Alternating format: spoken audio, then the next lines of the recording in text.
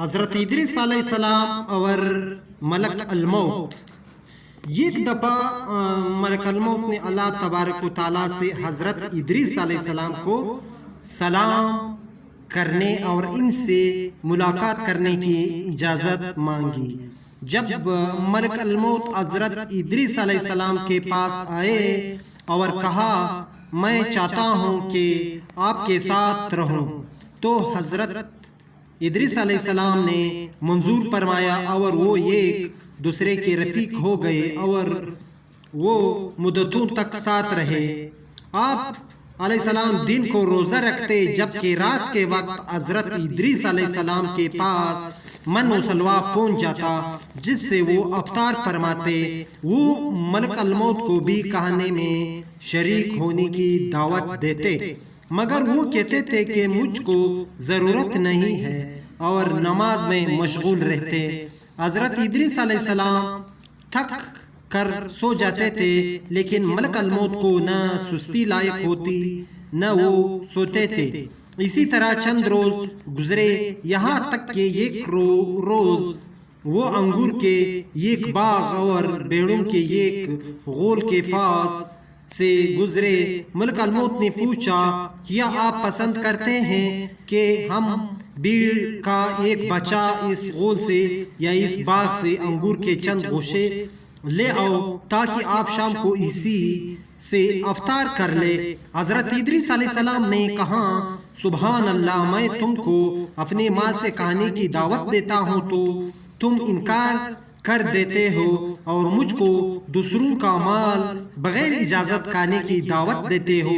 تم نے میری صحبت کا خوب حق ادا کیا ہے. بتاؤ تم کون ہو؟ کہا کہ میں ملک الموت ہوں. تو حضرت ادریس علیہ السلام نے کہا تم سے میری ایک حاجت ہے. انہوں نے پوچھا کیا؟ کہا چاہتا ہوں کہ مجھ کو آسمان پر لے چلو. تو ملک الموت نے خدا سے اجازت لے کر ان کو اپنے پروں پر بٹھایا اور آسمان پر لے گئے. پھر حضرت ادریس علیہ السلام نے فرمایا کہ میری ایک دوسری حاجت بھی ہے. پوچھا وہ کیا؟ فرمایا میں نے سنا ہے کہ موت بہت سخت ہے، میں چاہتا ہوں کہ اس کا کچھ مزہ بھی چکھوں تاکہ سمجھوں کہ ویسی ہی جیسا کہ میں نے سنا ہے. ملک الموت نے خدا سے اجازت لی. اجازت ملنے پر تھوڑی دیر کے لیے ان کی سانس پکڑ لی، پھر ہاتھ ہٹا لیا. پوچھا کہ موت کو کیسے پایا؟ فرمایا بہت زیادہ شدید ہے، اس سے جیسا کہ میں نے سنا تھا. پھر فرمایا ایک اور حاجت بھی ہے، مجھے جہنم کی آگ دکھا دو. ملک الموت نے خادم جہنم کو حکم دیا کہ جہنم کے دروازے کو کھول دے.